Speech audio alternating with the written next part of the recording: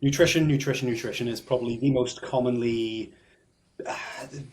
issue that people struggle with when it comes to their health and fitness, and it's a big part of it. And that's exactly what we're going to be talking about in today's episode. Welcome to the Training and Tangents podcast with myself, Tom, and my esteemed co-host, Ben Mudge. How are you today, mate? What's new with you this week? I'm feeling good, Tom. I'm feeling very good. I was able to bench press yesterday for the first time in a year without feeling any pain in my shoulder.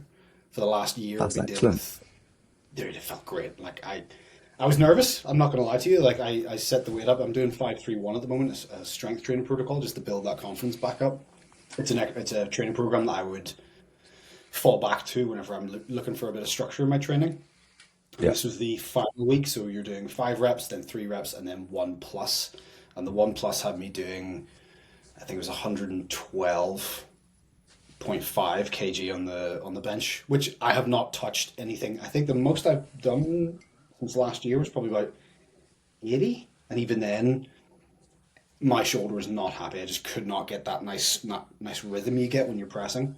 And benching has yeah, always been one of the kind of strong parts as well because I've got relatively short arms. I mean, in proportion to the rest of me, but pressing has always been a good strength of mine. So feeling that uh, it was good, and I managed to get 3 reps, which I was. I mean, the last rep was like, those reps you were like, okay, all right, anytime you want to, and you're just like working through it, and you know it's moving, you know it's going to get there, but you're yeah. just like, okay, all right, just get yeah. So that felt great, and then the past week, so the Friday, they're recording this, the previous Friday to this, I was at the CF clinic, and my lung function results were better than I had even expected. I was expecting to get a kind of middle-ish score, and I ended up, getting a very good score. I'm purposely not mentioning the percentages because people compare themselves.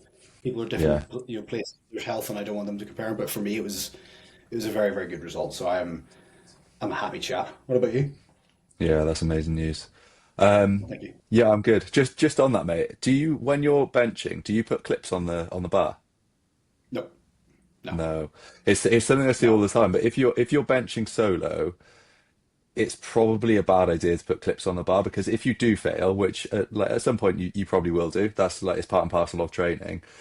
The Yeah. easiest way to get the bar off you is to let it come to your chest, no clips on, just tip it one way, plates come off, tip it the other way, plates come off, and then get out that way rather than getting pinned under there. If you've got clips on, you've not really got anywhere to go, have you?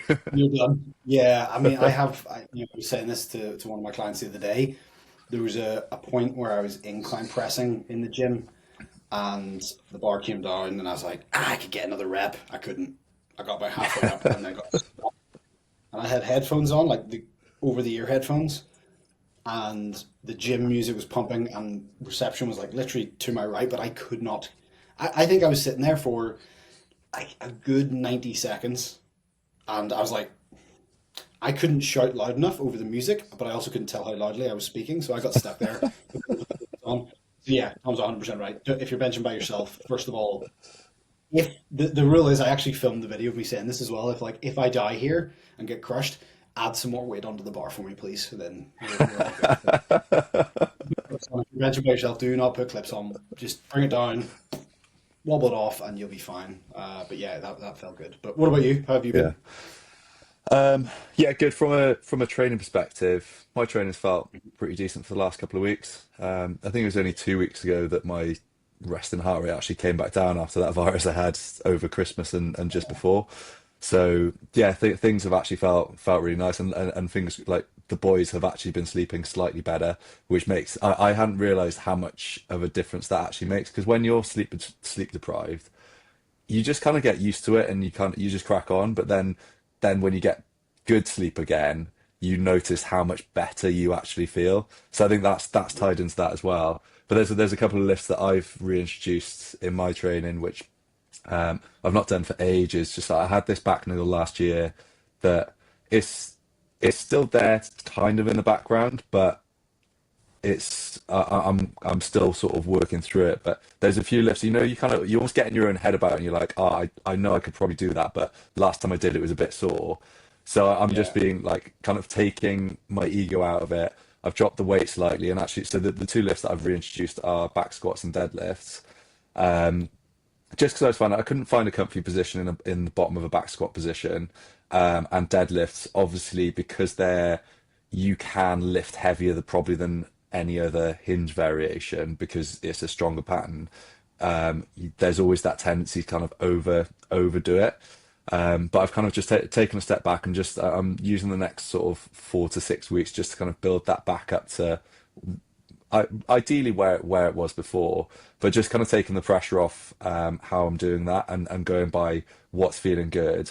And then also one thing I think a lot of people don't do with strength training is if you're lifting a slightly submaximal weight, control it on the way down, but focus on moving that bar as quickly as possible on the concentric, on the lifting phase. And even at Mm. sub-maximal weights, you can still get a really good strength stimulus by doing that. So focusing on that intention to moving the bar quickly, and actually week to week, as the techniques kind of grooved back in, and I've kind of built a bit more confidence with it. It's just been feeling better and better week to week because I was very aware that since the year started, there's a few things I've changed. So I've added in jujitsu once a week, but I trained twice last week in that.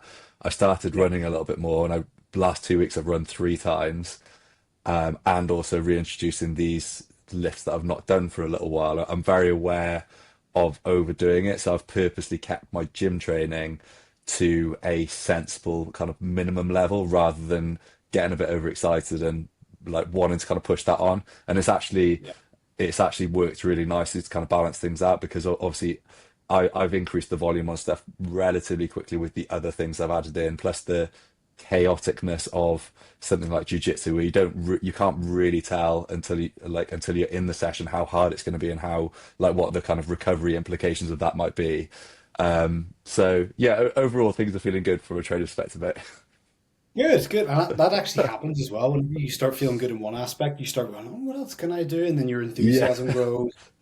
It is like a stone rolling down a hill. Like the momentum gathering, you have to be like, "All right, let's just stop this momentum a little bit in case I get carried away." So I completely understand that as well. But so let's get into today's topic. We're obviously going to be talking about nutrition. As I said at the top of this, nutrition is, in my opinion, and I think it's widely shared by everyone else, probably the most challenging aspect of health and fitness. So we have found the top Googled questions when it comes to nutrition, and we are going to answer them today. Now, in the last episode, we did this in the training regard, and we had it was a 5 minute timer.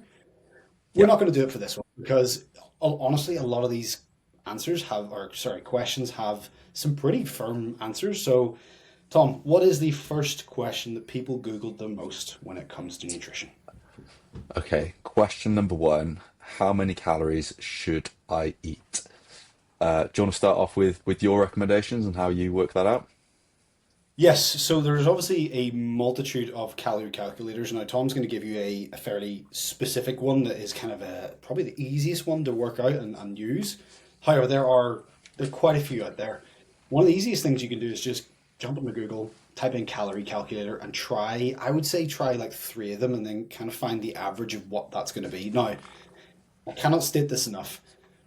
They are just something for you to aim at. I think they're like a dartboard. It just gives you something to focus on. Your calorie needs and requirements are going to be so individual to you as a person. For example, just for me, having cystic fibrosis means I am pancreatic deficient, which means that the mucus that is in my body is a little bit thicker and stickier than most people's without CF. So, a very simple example, if you're watching the video here, I'll explain it anyway. The mucus within Tom's body is like the water in my small water container. It moves around very freely, whereas someone with cystic fibrosis, that's like swapping out that water with something like wallpaper paste or PVA glue. It's just thick and sticky and doesn't allow for things to move that well. So that means that a lot of people with CF have what is known as pancreatic deficiency because the enzymes that are produced by the pancreas, specifically lipids or lipase, which is used to break down fats, can't get into the system. So a lot of people with cystic fibrosis need to take digestive enzymes to help them break down that fat, and that can contribute to you not absorbing enough fats in your diet. So it means that someone with CF is in all likelihood going to have a slightly higher calorie intake than others just to kind of check off those boxes. So that's just one very small example of how it's so individual.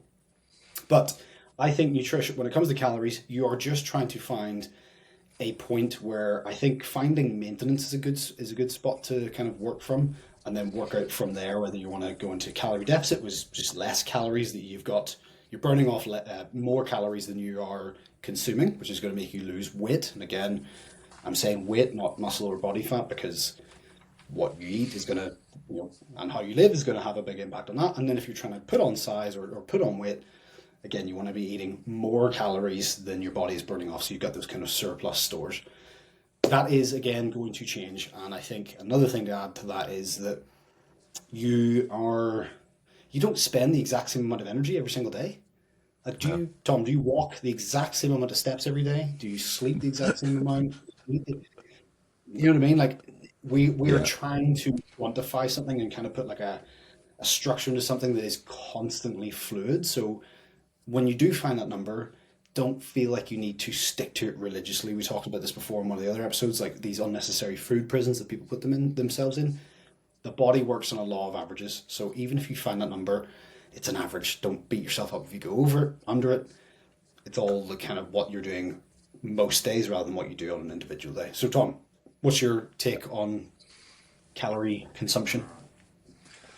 I completely agree with everything you said there, mate. And I think any of those calculators that you find or use, there's always an element of estimation within them, which is why obviously some of them give you slightly different ranges to others, and that's going to be based on your current weight, your activity levels, whether you're male or female, is gonna impact as well.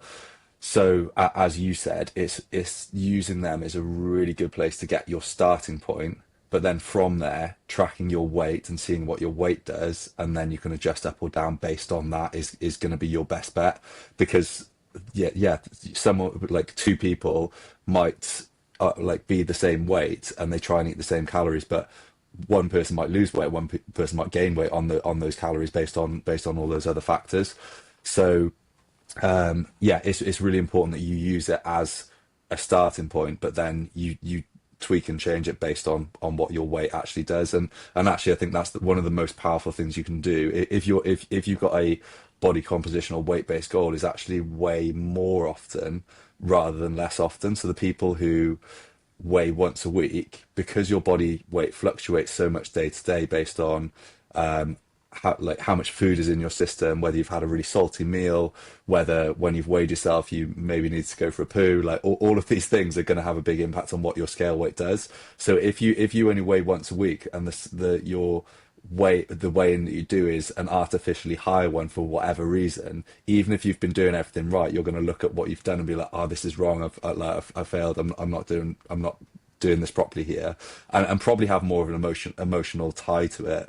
Whereas if first thing in the morning, just jump on the scale, see what your weight's doing, and then get the average of that and your average calories, you've then got a much better idea. You can see the trends, you can see what's going on, and you can go up and down from there. And I find personally, with clients, that it's much easier to take the emotion out of it, because it becomes just a data point. It's just a number, and that is essentially all it is. There's no like, and obviously I appreciate weight is a very an emotional thing for a lot of people, but I find it actually way more often helps to get away from that, because you can then just see it as a data point. Yep. But in terms of specifics, generally where I would start someone, if it's maintenance, is around about 30 calories per kilo of body weight. And then for a deficit is between 22 and 26, depending, and obviously on the lower end if you want to drop weight a little bit quicker, on the higher end if you want to drop weight a little bit slower. But again, that's the most simple way that I found to get in the ballpark range and then adjust like from there. Yep. No, I 100% agree. And then another thing to consider is just the size of you as an individual. Someone who's Yeah. bigger is going to just have to have more calories than someone who's smaller. And that's pretty much the way it goes. Now, the other thing to consider as well, so I think to kind of talk about the emotional side of weight, I think a really good example is I'm going to use my bottle of water again. So imagine the bottle of water is your body. Now, if this bottle is empty and I put it on some scales, it's going to weigh a certain amount. However, if I fill this bottle up with water, it's going to weigh heavier, but the actual bottle itself has not changed. It's just its contents. A lot of people worry when they step on the scales and their weight's gone up. They panic and think, I've gained, a kilo of body fat. No, your body is just a sponge. It's going to absorb things, it's going to hold on to things. If I drink this entire bottle of water, I mean, it's 3.5 liters. I wouldn't want to, but I am going to weigh heavier when I step on the scales after finishing this than I did before. And all it is just this being inside my stomach. That's it. Yeah. So, yeah, you're right. Like everyone has such an individual relationship with the scale.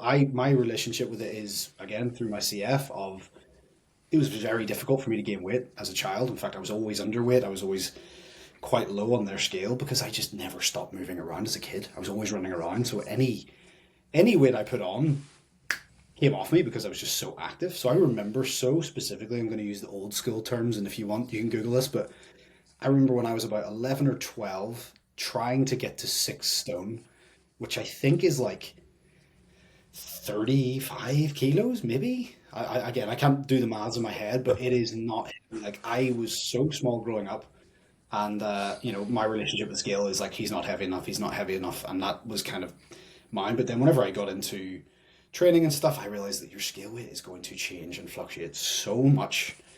Like it's yeah, it's not something to keep an eye on. But the way I always look at this is your scale weight is like looking through a camera lens. It's like not focused. It's going to give you a rough picture of what's going on, but there's so many other things that you can be and should be monitoring if you're looking for a change in your composition or anything like that. Scale weight is again quite a crude measurement, but yeah. Anyway, so anything else to add in terms of the calories? We've given them the calorie calculator, the very simple one. Again, go online, check out those things, find the average. But honestly, it's going to be so individual, kind of just as trial and error a lot of the time. Think anything Yeah. else? Want to add anything else in there, or going on to the next one? Let's go on to point number two, I think. So Perfect. point number two is what, if any, supplements should I take? Um, so in terms I of, oh, go mate. think I froze there a little bit. I think I dropped out, but Yeah. go ahead. You go ahead. Go ahead. Supplements. Um, so I think supplements is is there's so much marketing that goes into supplements that I think it can create a lot of confusion for a lot of people. There's only a very small amount of supplements that are actually going to have a meaningful difference to your health, your training, um, and how like have a positive outcome. And then there's probably quite a lot of supplements that are going to have maybe a very small positive impact. So I think in terms of the supplements that are a very well researched and also are going to have a big impact on sort of like a big impact in terms of like the magnitude of effect that they have. Creatine is definitely one worth taking from a training perspective, and there's also currently some really good sort of emerging information on cognitive function coming out as well. So and the one that I find particularly interesting on that is apparently if you're sleep deprived, it can help to like you perform cognitively, which obviously having had the boys does help because it buffers the creatine stores in the brain. So that is definitely one to look out for. It's cheap. You can take it all the time. You don't need to like there's no real side effects. Some people do get a bit of bloating with a loading phase, but yeah, it's only really the loading phase a lot of people sort of struggle with that. So that is definitely something that I would recommend. Um, Hmm. Caffeine from a performance perspective has some really good studies behind it, but we probably don't need to tell people to eat or drink more caffeine because most people are perfectly sufficient in terms of in terms of the amount of caffeine that they're drinking and consuming. And then the other one that I think is genuinely is important, particularly in the UK and particularly in winter, is supplementing with vitamin D. A lot of people are going to be deficient in vitamin D through the winter months just because we don't get enough sunlight, and the sunlight that we do get probably isn't strong enough to actually. I mean, I look super tan, do I not? Am I not like? Yeah, I thought I had a good I, tan. You look nice and coloured, but yeah, I'm just realising it's that because you can only. I've got a warm light in the background that's giving me this nice color. I'm not actually this color, to be honest. I've just Um, got daylight smashed into my face here, and I look like you could white balance off me. But yeah, Honestly, those are I googled this quickly while you were chatting there about how important marketing is behind the supplement industry, and I just googled it quickly. The forecast for 2025 was the supplement industry is going to be it's worth 200 billion. wow. So $200 billion. Just if you take that aside, if there's money to be made, that's gonna have a big effect. Like money is going to be the driving factor for a lot of things. So yeah, you're 100% right. A lot of supplements out there, it's just marketing. I've worked with supplement companies. I'm sure you have in the past as well. Yeah, a lot of his marketing. I actually refused to do some of the products in a shoot because I was like, this. I don't want to have my face attached to this because it's nonsense.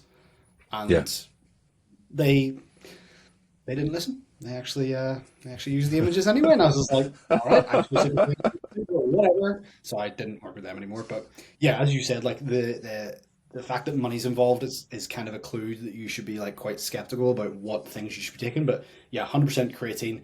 Creatine is one of those things I think as a coach you're going to get asked about it a lot, like a lot. And I've talked about it ad nauseum, but it's such an important supplement. I think if you are looking at performance, and again from the cognitive side of things, get massive. I get my parents to take it as well. Caffeine, again, you were saying, not many people need to worry about that too much. Yeah. Probably everything, chill out a little bit on it. And then vitamin D3 again. That's another. For me, I actually get that from the NHS because with it being one of the fat soluble vitamins, so A, D, E, and K, they need to have fat present. So again, a lot of people with cystic fibrosis struggle to get even that from their diet or their diet. So that's something I supplement, and well, I think it's used in like over 500 processes within the body, like vitamin D3. So it's kind of an important. I mean, it's literally why skin color variations exist. Like to that level of simplicity, it's why our skins are all such different flavors. Don't mean I mean flavors. Right. Makes me sound weird, like I taste skin.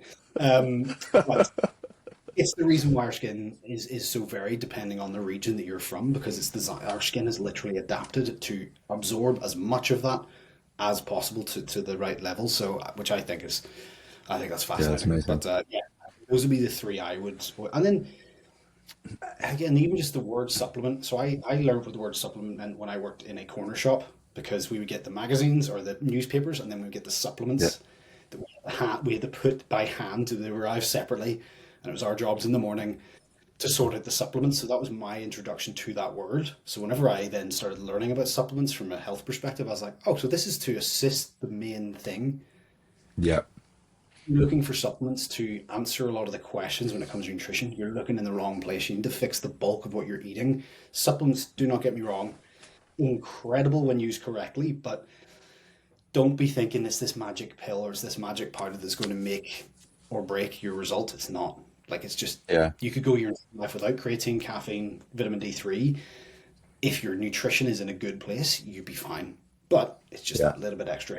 If you've got nutrition in a good spot, then those things are going to be like force multipliers. So your base nutrition is going to be the force multiplier for those supplements. So it's always Yeah. worth just mentioning that. Yeah, definitely. It is it like say it is to supplement a good diet, and at the end of the day, those things are gonna be sort of the last kind of 3 to 5%, which is why actually focusing on your nutrition is gonna be where you're gonna get the biggest kind of bang for buck. I think it's also probably worth mentioning protein because a lot of people I guess it is technically a supplement, but using like whey protein or a vegan protein or like any other protein powder available it is essentially just a food, and you can just use it to increase the amount of protein in your diet. 'Cause and obviously there's going to be some that have like all sorts of other things added to them, which will probably dramatically increase the price that you pay for it. But a protein supplement is essentially I almost I almost don't class that as a supplement. I class that as a food, Yep. because Same. it's a really easy way. It's yeah, there's some benefits to them in terms of it's what's called very bioavailable, which means it's broken down very quickly, which is why it became so popular to have sort of straight after your training. But for me, the biggest benefit to protein supplements is how easy it is just to add a bit more protein to your diet with them.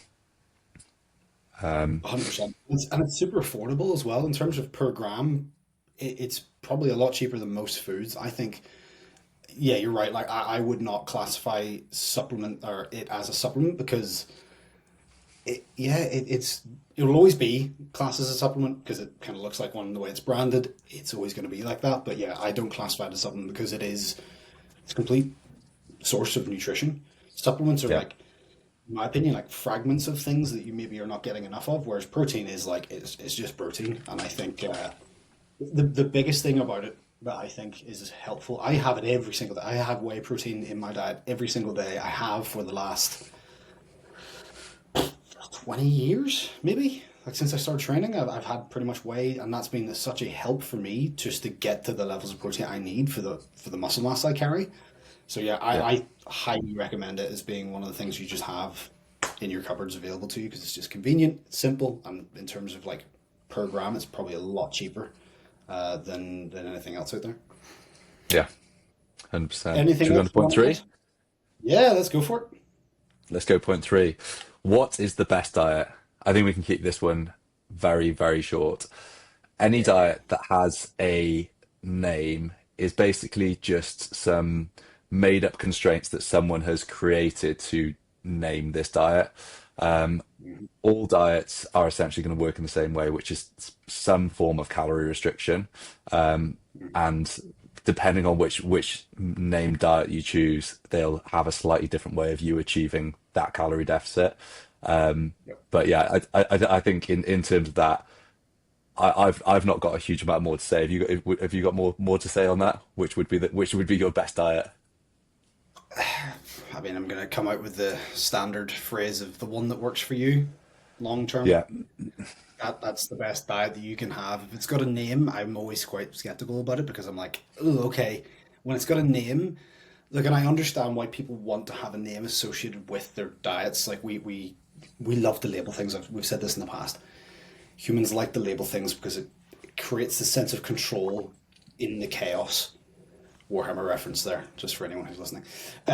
We are just these species that need to have organization to make it feel like we're doing something. So having a diet name, like a name to your diet, sorry, it makes you feel like I've got these rules and these things to follow, which can, you know what, for the most part, it can help a lot of people just to give them that structure. But be aware that it is that whatever it is, whatever name it's got, whatever like beautiful face of marketing it's got, behind that is just you're gonna be consuming less calories. That's it. There's no magic formula. Intermittent fasting. The reason why that works for a lot of people is because they're limiting themselves when they can eat and how much they can eat. Because if you're limiting yourself to a window of time, you're just not going to eat as much. Because when you eat, yeah, you get satiated. When you're satiated, you're not hungry anymore. So yeah, beware of all diets. They're just hiding the same thing right behind. It's like this fancy poster, and then just when you just move the poster, it's like, oh, calorie deficit. yeah. Okay, cool. I, Yeah, th another I thing think. is, uh Oh, sorry. I was just going to add to that actually.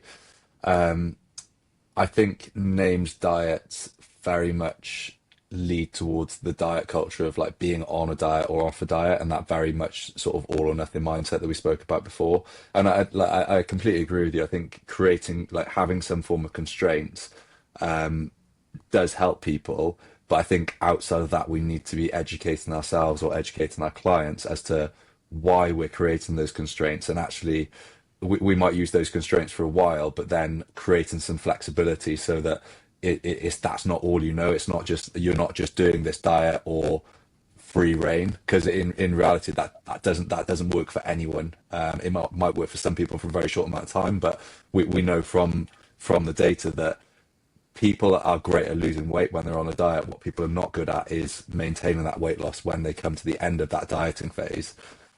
Yep.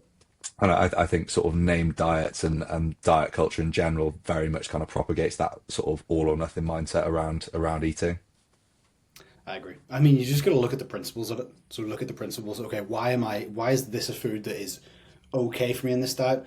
Why is this food not okay on this diet? And if you can start to understand that, you're understanding the principles of what it is. And usually, in all likelihood, it's going to be, okay, these foods are just going to give you what your body needs fundamentally.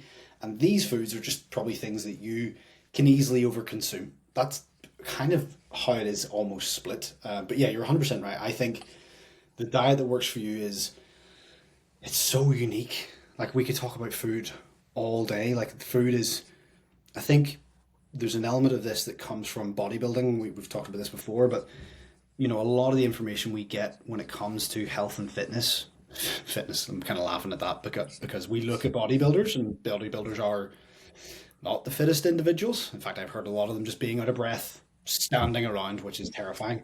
But we're taking a lot of the information from them because, oh, they're the best at building muscle tissue. Yes. How are they eating? Cool, let's copy that. But you've got to understand that bodybuilders, a lot of them are eating simply for that goal of put on as much muscle tissue as possible whilst keeping a low body fat, or put on as much muscle tissue and then cutting it all off later on, all the body fat whenever they are coming up to stage time or whatever they're doing. Not a great way of living long term at all. I've seen a lot of people getting some really bad relationships. It's something that I narrowly avoided whenever I was doing bodybuilding. When I started to look at foods like a bodybuilder, like they were exclusively just fuel, and food is far more complex than just fuel. Like I always use the example of there's a smell, and smell is one of the most nostalgic senses that we have as humans. Like smell is it ties to so many things, but there's a smell that I get from a food that instantly takes me back to being like 5 or 6 years old. Hello, Ollie, I think, or the ghost that lives there. Yeah, it's Ollie. Oh, you got Cyndaquil? Got his Pokemon. Yeah, there's a food that I smell, and I'm immediately transported when I was like 5 or 6 with my mum and dad and my brother and sister in Spain. And that's far more than just food. That's memories, that's experiences, and food is so much. There's so much to it, and we want to kind of give ourselves the best relationship with food as possible. And I think understanding the principles of why you're eating, what you're eating, how much of it is ultimately key to having a good relationship with it. Right. So that I don't think it's anything else to add there. So you know what's coming, I, don't you? I, I was going to say, I think we probably should have done the 5 minute timer. Yeah, for that one. Yeah. Ah, well, that one. Well, You know what? for People, all people for all of them. yeah, trading tangents. That's the people. People know what they're clicking on. Okay, so I've got Yeah. the tangent, the would you rather today. Ooh. Would you would you rather fist fight a gorilla or wrestle a shark? Now I'm assuming the wrestling the shark is in like in water, in a body of water. Okay, let's categorize this. You're fighting the gorilla in a wrestling ring. You can't Okay. get out of, and you're fighting a shark in the same size of wrestling ring, but submerge the water up to about your neck. Which one are you going for? Oh, I feel like wrestling a shark would be marginally less dangerous, but then you've got the impediment of being in water, and I'm not a bad swimmer, but I'm also like I'm not the best swimmer. Probably not as good as a shark, Probably in not all as good as a likelihood. shark, but then I feel like you could, with a shark, you can maybe just, if you get on top of it and just like clamp your arms around it, yeah, it'll wiggle its head around quite a bit, but you might be safe. Whereas a gorilla in a ring, if you can't get out, that gorilla is gonna, he's gonna come for you. He's gonna get you. He's gonna get. Have you seen that video of the guy, the tour guide? I think it's the gorilla just picks him up and just drags him across the ground like he's a paper bag. Like people don't realize how strong gorillas are. There was that whole thing about Yeah. like how many men was it 100 men versus one gorilla? Now Yeah. again, I could go into such nerdy details about this. Well, okay, so first of all, it would be the humans. Okay, just to put that out there. The first couple of Yeah. humans would probably tire the gorilla out, but gorillas do not. They're not designed for fighting. They like to show off, and the last thing a gorilla wants to do is fight. They want to posture. That's why they bang their chests. That's why they've got big fangs. They're flipping herbivores. Those fangs are literally just for show. But if one was okay, let's just imagine it was an enraged gorilla. You've got maybe you've got like max 10 minutes of that gorilla being able to output all its force, and it's gonna fatigue quickly. Like, and once that happens, the first maybe 20 guys that go in and sacrifice themselves for that, good job, guys. Thanks for that. We're gonna get it. The shark, yeah, I think I'm picking the shark too because a shark, yes, it's fast, it's you're in its element, but if you flip a shark upside down, it pretty much goes into like a comatose state. I Did you know didn't know that? that. But I So, mean, yeah. what's what's the chances of doing that when you're in a So, pool with a so shark? what you're going to do, right? What you would do. Now, this is again in practice. In theory, perfect. In practice, when there's a shark, I've swam with sharks like out in the middle of the ocean. It's an incredible experience. It's something that even saying it is like such a surreal thing to say. But first of all, they're not that aggressive. Like they don't really want to eat you, and they don't know what you are primarily because they've been around for longer than trees have been around, which is mind blowing when you even think about that. If you bonk a shark in the nose, first all its sensory nerves are in its nose because it has that's how it basically senses everything. It's electromagnetic. So you can like push it on its nose and you can pretty much direct it. Again, I'm saying this in theory, easier said than done. But if you can control a shark's nose and then you can get it underneath it and flip it upside down, that's it. You're done. Mm, Like that, you win that fight. So I'm picking the shark. yeah, I think it's whilst the thought of being in a ring with a gorilla kind of weirdly like I would almost prefer that, but I would have to choose a shark because there is absolutely you have a 0% chance of winning against that gorilla, whereas against the Nope. shark there is maybe a very small chance that you There's a might be able to get theoretical. out of that. Yeah, Yeah, there's a theoretical that you can be like, okay, there's the theoretical. I think I could maybe, if things go well for me, this could be the outcome. I mean, I don't know the last. Have you seen a gorilla recently, like at a zoo or anything like that? I I have, dude. haven't. They are. You're just so used to seeing them in like documentaries, and that's where we should see them. But my God, see when you see a silverback or any male gorilla just sitting there, and its arms are thicker than your ribs and Yeah, torso, you're like, that thing, if it chose to, it could just pick me up by the scruff of my neck and just shuck me out of my skin like a corn. Like it is unbelievable how much strength they have, and that's just them chilling. Like that's just them, just naturally that big and strong. So that anyway, yeah. yeah So I would pick the that shark. is crazy. I'm just googling quickly. Okay, so wild male gorillas weigh between 136 to 227 kilos. That 227 is, kilos, and that's just muscle. That's that is they are big boys, aren't they? even their heads. Like, have you seen the size of their skulls? Like, Yeah. I think you could hit that full force. I think what kicking is obviously the most. You could generate the most power from a kick. I think you'd kick that thing, and it would probably just go, "What the did you just do?" Yeah. Like, what the heck? You'd be like, that was my. Oh no, that was my ace. No, that was my best. Oh no, this is gonna grab you, and you're done. Like, it's gonna just Yeah. ragdoll you. And I think if you're gonna die from a shark, I think I'd rather die from a shark because the adrenaline. Whereas a gorilla, you're gonna just get Pummeled. thrown around. Yeah, and Yeah. I crushed, mean, with a stomp on. shark, you'd bleed out pretty quick, wouldn't you? It wouldn't be, particularly if you're Adrenaline still would in the water. probably. Isn't Yeah, it's Yeah, not going to take yeah, very long. yeah. There we go. Yeah. So there's the Unanimous. tangent. Shark. Okay, so point number Okay. four. Question number four. Question number four. How much Yeah. water should we drink, Ben? Oh, look at this. Okay, It's like you did that on purpose. the timing, I know. Okay, so I think you can go into the details, and Tom has the exact kind of numbers that we can look for. But I think there's so many things when it comes to our health and fitness to worry about, to factor in, to weigh up, and all those things. My opinion is if your pee is clear, you're in the clear. That is your immediate judgment of whether you're hydrated enough. Now, I would say on average, most people, most adults, 2 liters. I think that's a good baseline to be sitting at. Now, again, depending on your size, you're going to go up from there. But I think if you're aiming for 2 liters a day of just pure water, again, like people go, oh, what about the water in my tea and coffee? And no, purely water. Okay. Now, water, again, you get a bunch of people who water is not the most flavorful of things. So if you want to find something that's going to make that a little bit easier, try and find the zero sugar dilutant or things like that that will make it a little bit easier for you to consume.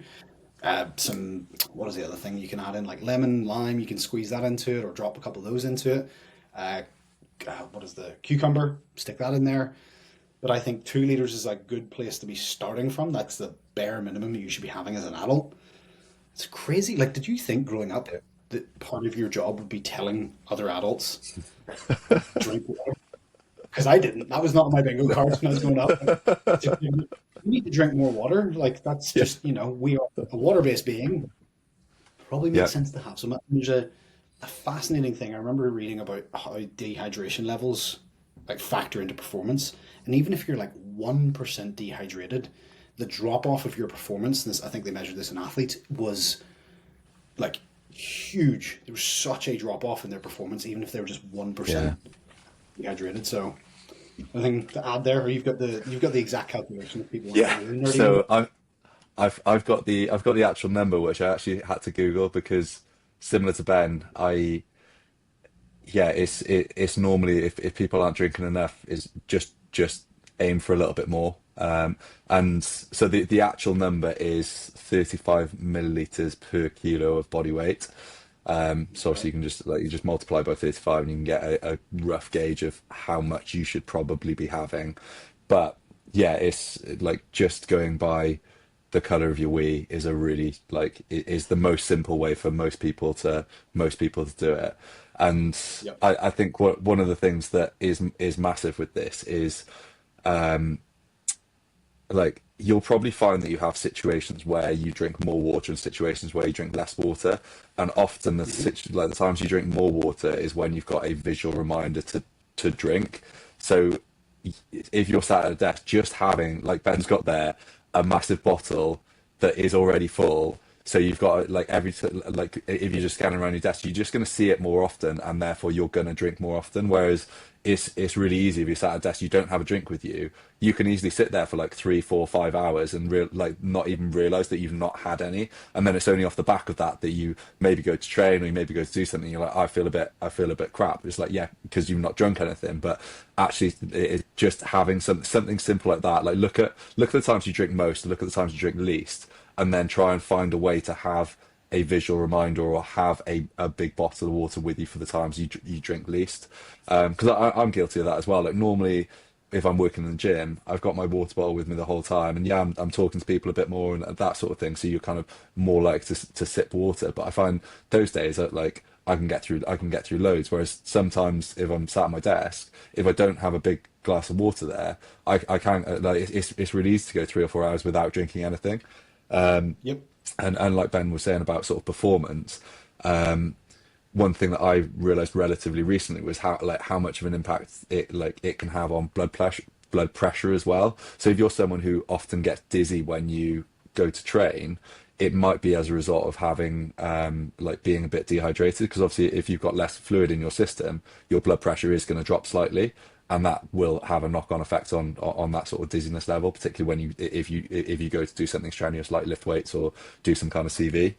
Yep. So yeah, keep it simple. Just like aim for a little bit more. Don't like obviously you don't need to like smash 8 liters a day or that sort of thing, because you can overdo it, and you can, like, people have died from drinking too much. But that is obviously if you're looking at kind of really excessive amounts. If you're somewhere between sort of 2 and 4 liters, depending on how big you are, you're probably in a good place. And then judge the rest by the color of your wee. Yep. I mean, I love the fact that you said about making it easy to do, like make it practical, because yeah, there's a study that, now this varies, but one study said we have 6,000 thoughts every single day, and there's others that suggest it could be all the way up to 70,000.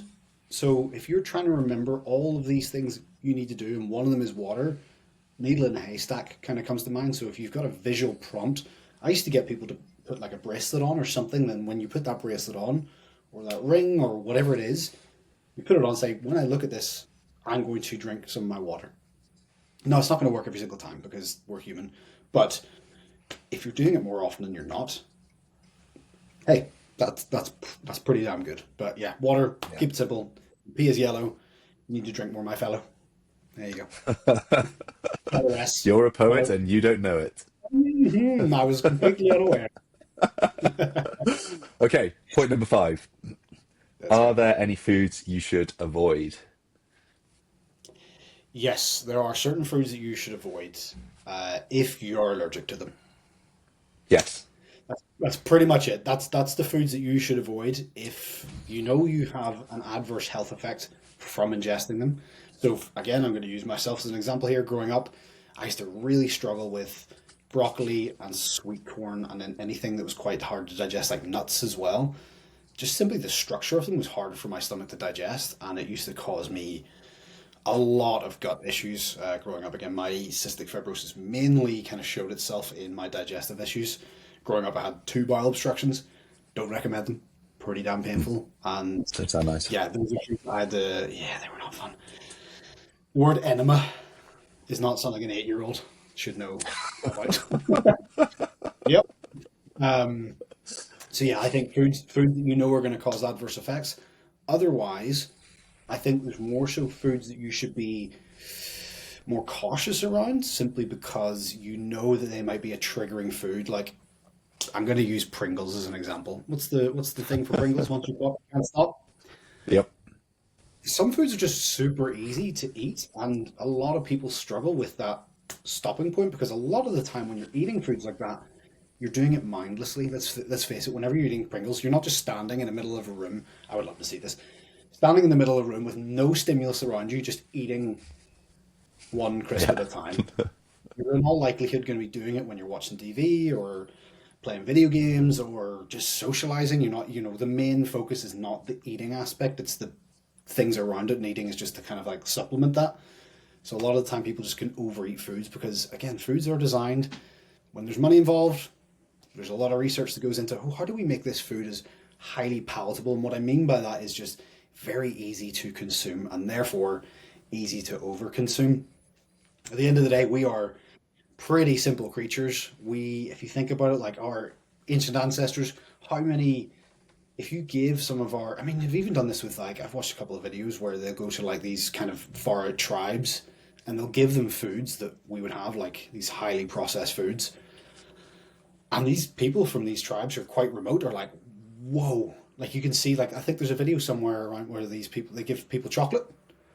And these tribe members are like, whoa, like what the heck? Because it lights up our dopamine in our brain because it's what our brain wants because our brain perceives that as energy and quite a lot Yeah. of it and easy to consume energy. And that's kind of that process. It's that simple. But yeah, what about you? Is there any foods you Yeah. think people should avoid or anything like that? Um, well, I was just thinking as you were talking, it's one of those things like if you tell someone not to think of a pink elephant, what's the one thing they think about? Is obviously a pink elephant. And it's the same with foods, and obviously, like you said, there might be a reason at certain points for people to try and avoid certain things if they know for them it's a triggering food. But I think one thing for me that's really important is giving people full freedom of choice when it comes to food because you like saying like there's nothing that's off the table, and obviously we want to prioritize this stuff, but you can have anything. It makes it much more likely that people will actually make a better choice than saying like these are absolute like no foods, you can't have them at all, because that's all people will want and will crave. Whereas if you give people the choice, they're like, okay, I know this is what I'm prioritizing. I'm prioritizing more protein, more vegetables, more fruit, all of that good stuff. If you really want to have Big Mac from McDonald's or a chocolate bar, cool, go ahead and have it. Because in the grand scheme of things, it's going to be like it's such a small part of the overall picture that it's not going to have an impact. And go like if you're going to do that, go and enjoy it. You don't need to feel guilty about it. But I think framing it from a perspective of like not have less of these, but have more of this stuff that is like nutrient dense, like whole and unprocessed for the most part, like good protein sources, that's that sort of thing. And framing it that way because it having that positive framing makes it much easier from a behavior change perspective rather than like have less of this, avoid this, don't do that. It's like instantly making people want to do that stuff more. And I think I that think, like oh, sorry mate, okay. go. No, I was going to say, I think the balance comes from, you know, give your body the food and the fuel it needs in order for you to achieve your goals. And then once you've kind of found out, okay, I've checked all these boxes, I've got enough protein, I've had enough of all these things that are going to serve me. And again, that's, even just saying that, that takes a while to learn that. But you have to have that balance of, okay, what does my body fundamentally need for my goals at this moment in time? Okay, once I've worked that out, and that might be 70% of your food choices come from those, then you've got that 30% of, okay, well, what do I like? What do personally, what makes it feel like I'm living an actual life? And again, sometimes that's going to slide more towards like 90-10. But I think one of the greatest things we can do as coaches is guide people through that process of, look, okay, at this moment in time, these are going to be foods that we're going to try to minimize because this is our specific goal. That doesn't mean they're off the table forever, but just right now to get to our where our goal is and what you really value, we're going to probably need to probably have this a little bit less than you might like, but this is the reason for it. I think when people understand and are given, me specifically, if I'm told to do something blindly, Yeah. I ain't doing it. Straight up, I am not doing it. Like my dad used to laugh at me all the time because I needed to know why we're doing something. I think I mentioned this in the last episode, but like I need to know why I'm doing something if I'm going to engage in it. And I think a lot of people are in the same position as me, whether they realize it or not. If you're told, okay, you're not going to be consuming as much of this stuff because X, Y, and Z. Makes sense? Cool. Understand why? Yes, cool. Okay, that kind of puts people in a good position to not have that like I need that food, that pink elephant analogy you're using. Yeah. I think yeah, I completely agree. Context is really, really important. And I think a lot of the time, sort of both looking at foods to like specific foods to take out or specific like superfoods through as well. I think they make you look at your diet in isolation a little bit too much when it's zooming out and looking at it as a whole is going to be far more important. And I think like an analogy that I heard before that I quite liked around superfoods was like imagine you've got like all these foods that are superfoods, which one of them would you choose? And it's like if all superfoods were like the Avengers, which like you wouldn't just choose one Avenger, you choose all the Avengers, wouldn't you? You want to get as like you want to get as much nutrient density into your diet as possible, um, but also have that flexibility. And it's okay. Ben would choose Thor.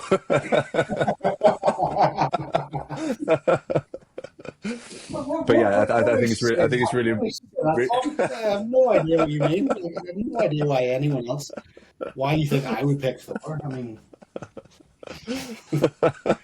there's him as well. but yeah, I think it's important not to For choose those people like who are not not to watching, look at your diet in isolation. Basically, was the point I was making. no, I love that. I love that. I just saw it as soon as you said Avengers. I was like, Yeah, what? Mister and or Stormbreaker sitting right there. But no, I yeah. like that. I like that. Yeah. And then there was one last bonus question that we were actually asked, and it was about fasting. Isn't that correct? It was What about do we think about fasting. that? Yeah. So Um, yeah, you give me your opinion on fasting. so fasting is an interesting one because I think there's a lot of people are sort of talking about these benefits that haven't that there isn't necessarily the evidence yet to back up. Fasting generally is going to be helpful for most people as a means of controlling calories. Like Ben said, like if you're intermittent fasting, for example, you're creating these constraints of the times that you're going to eat. So you're maybe going to push back your first meal, and then you're going to eat between like I don't know, between 12 and 8 p.m. or something like that. You're going to have like a time restricted feeding window, and you can create those constraints to make it a little bit easier for yourself. So say you're someone who quite often snacks in the evening after like kids are in bed. If you've put like a hard stop at like 8 o'clock, then you're probably going to cut out that stuff, and like a lot of the time that is like mindless eating as well. So you're probably going to actually end up restricting your calories. So the biggest benefits that you can get from fasting are is essentially like using it to create a calorie deficit. There is obviously like a lot of people talk about autophaging, which is like cell regeneration, which happens at like or it is claimed to happen as a result of not eating for periods of time. Like, as it stands at the moment, there isn't evidence to support that versus just being in a calorie deficit. That's not to say that isn't the case, but as it stands at the moment, I don't think any of those benefits that people talk about are necessarily there. But I do think there are some like small sort of fringe benefits to fasting in that a lot of the time we do eat habitually, and actually by changing that pattern, you get a bit better at actually reading your hunger signals a little bit. You kind of Yeah. get a bit more kind of in touch with yourself in that way. But yeah, to sort of round that up, generally the biggest benefit you'll get from fasting is using it to create a calorie deficit. There may be some other benefits, but as yet there isn't sufficient evidence to properly back that up and say that is definitive in my opinion from what I've read. Yeah, I can't disagree with anything you're saying there. I think that you're right. Like, I think people will look at these things and they hear like autophagy, and you're like, whoa, okay, what's this thing? Ooh, Like, what's this going to do? fancy word.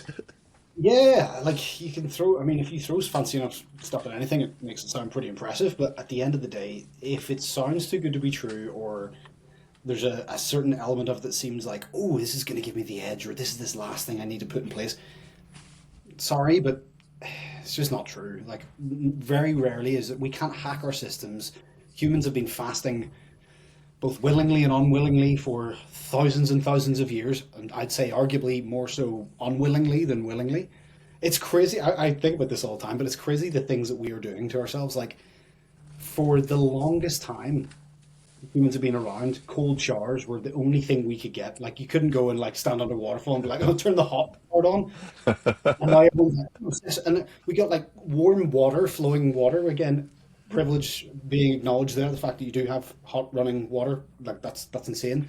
But now people are like, they have that privilege and are like, I'm just going to go back to cold showers. And I'm like, it's taken us years and years to get to this point, and you're just like, nah, I'm just going to go back to that because of the health benefits. And I'm like, cool, but I'm going to just stick to my hot showers. Like, I'm good. And then same with fasting. Like, yeah, I fancy just just not eating for a while. And it's funny what we do just to avoid, let's face it, hard work and conscious hard decisions, and making those we are a very lazy species. Like, we're an energy conservative species, but it's amazing the bullshit that we do just to avoid hard work.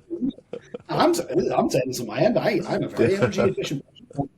Like, it's just baffling, like, what people are willing to do to not do something. Does that Yeah, make sense?